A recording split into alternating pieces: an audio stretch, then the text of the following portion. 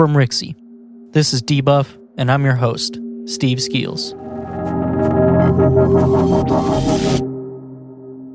Today, I'll be talking about Hyrule Warriors, Age of Calamity, the Xbox Series S, and Ubisoft Forward.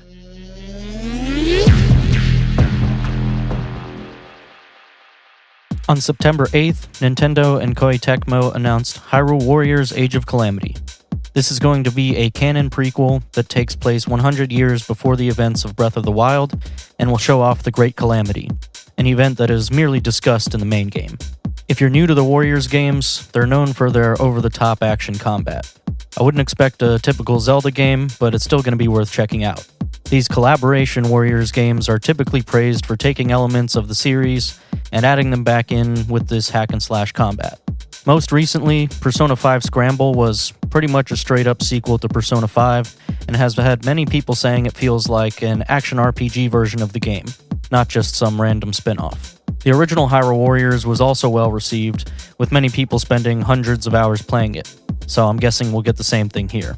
The trailer shows off a bit of gameplay and reveals some of the playable characters, which obviously includes Link and Zelda, as well as the champions. In the press release, they state that, quote, many of the most popular and fan-favorite characters are playable, end quote. So I'm guessing there will be more, but maybe they just didn't want to give it all away yet. It'd be weird for them to say that and not just say, these 6 characters will be playable. I think the best part for many fans will definitely be the story that we'll get to see here, as well as the fact that it looks exactly like Breath of the Wild.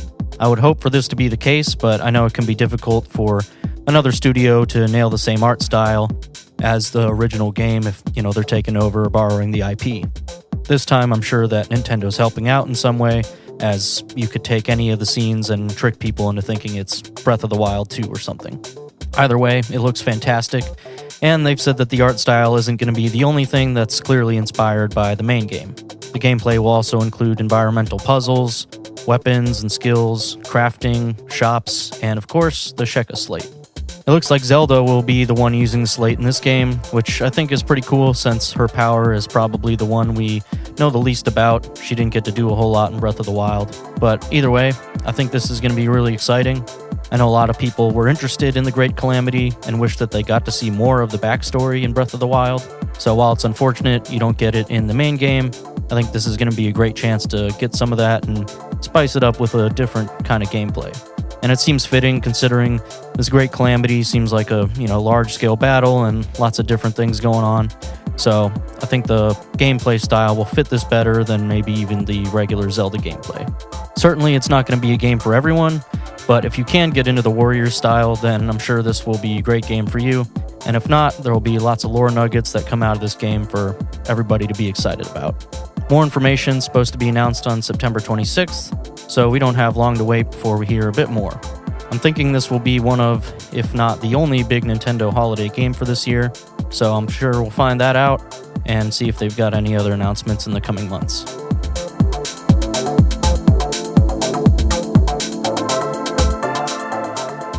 So last week, Microsoft was finally forced to make some announcements on the Xbox Series S and a little bit on the Series X as well. I hate this naming convention, by the way, so gonna try not to screw it up. For a while, there have been rumors around Project Lockhart, and many expected it to be a lower-powered, cheaper console than the Xbox Series X.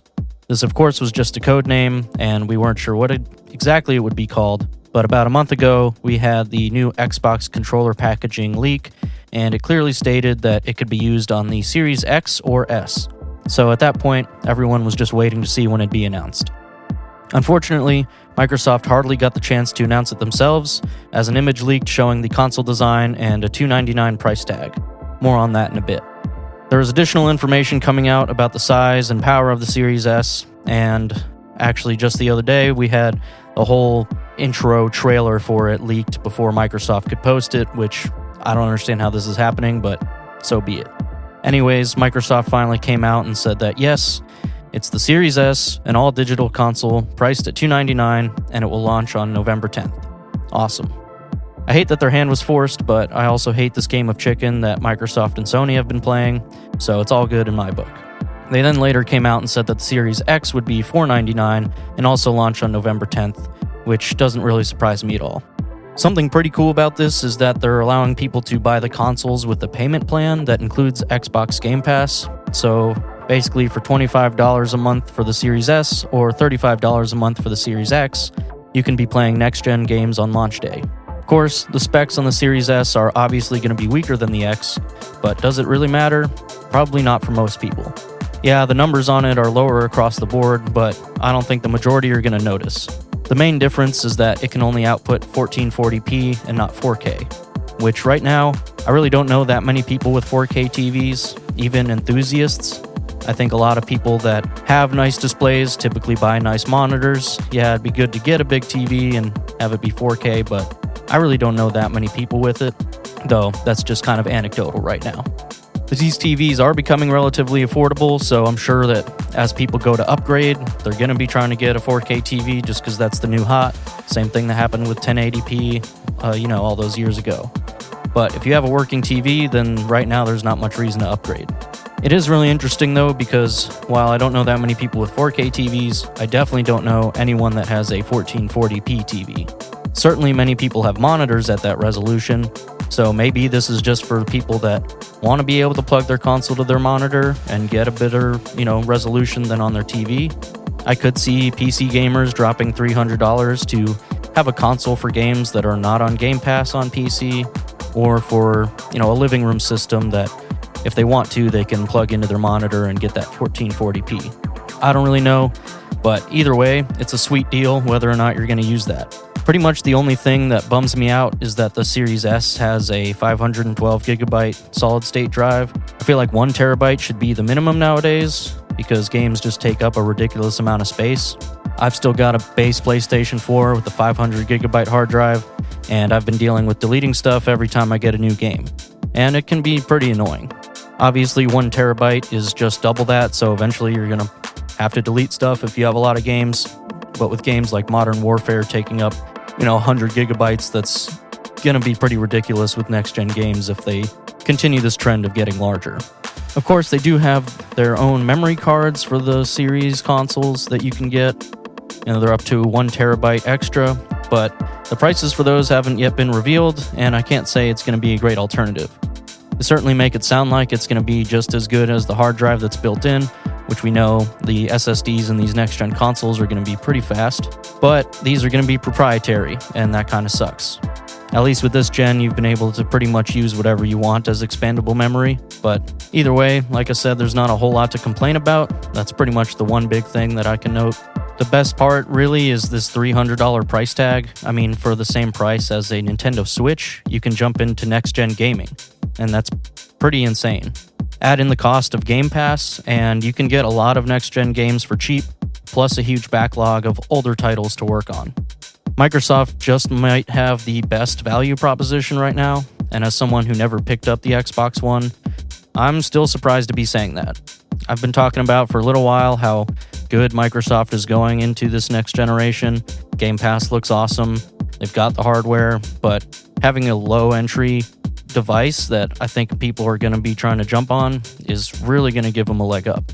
I'm very interested to see what Sony does. They get to go second, so maybe they're going to try to undercut the price of the Series X, but I can't say for sure. They're having an event on September 16th, so stay tuned and see if they can match Microsoft at all.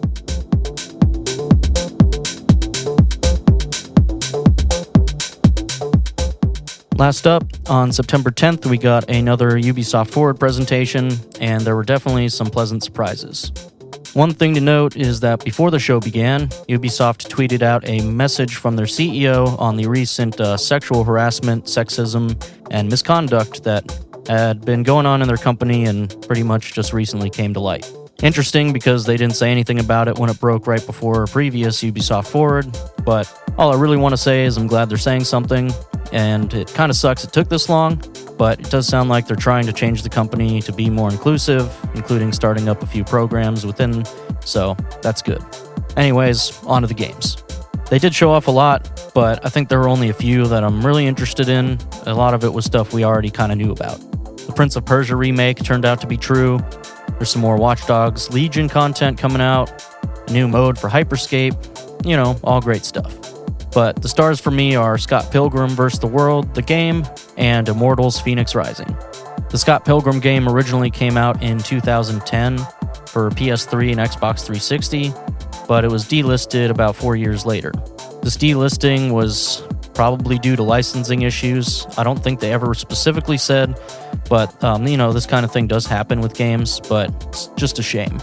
From what I understand, Ubisoft would need to involve the comic creator, the publisher, the composer for the soundtrack of the game, and probably even Universal due to the fact that this came out as kind of like a movie tie-in. I mean, it was more based on the graphic novels, but still.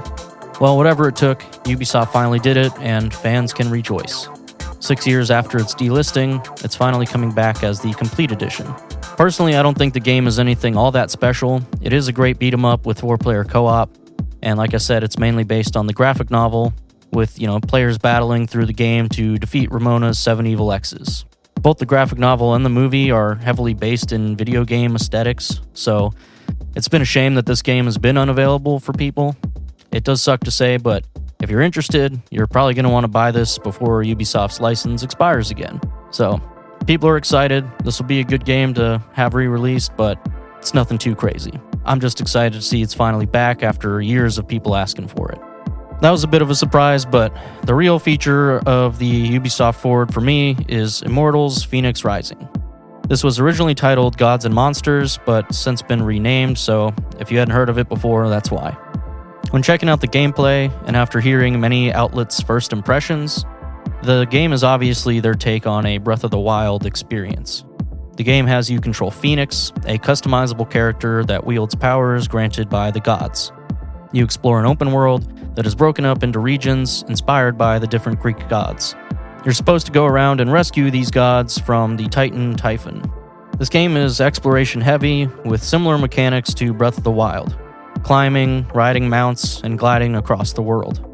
Through exploring, you'll find vaults, which are basically shrines, and you'll find new weapons and crafting materials to make yourself more formidable. I personally think that this looks awesome. The combat seems a bit more over the top, but that also seems to be the overall tone of the game anyhow, so it seems fitting. The game is being made by the team that created Assassin's Creed Odyssey. They were inspired to make a game that takes on the more mythological side of Greece's history, so I think it will be cool to see what they turn out with. The Assassin's Creed teams typically do a ton of research to make their games pretty accurate, so I'm sure that this is in good hands. Honestly, I think anyone who likes Zelda needs to check this out. It's certainly going to be different, but it looks like probably the closest experience we'll get to, a Breath of the Wild type game until Breath of the Wild 2. The game is releasing on December 3rd for PC, current gen, and next gen consoles.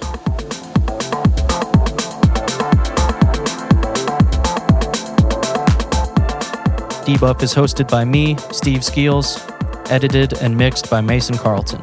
Follow us on Instagram at DebuffPod. That's DebuffPod. Thanks for listening.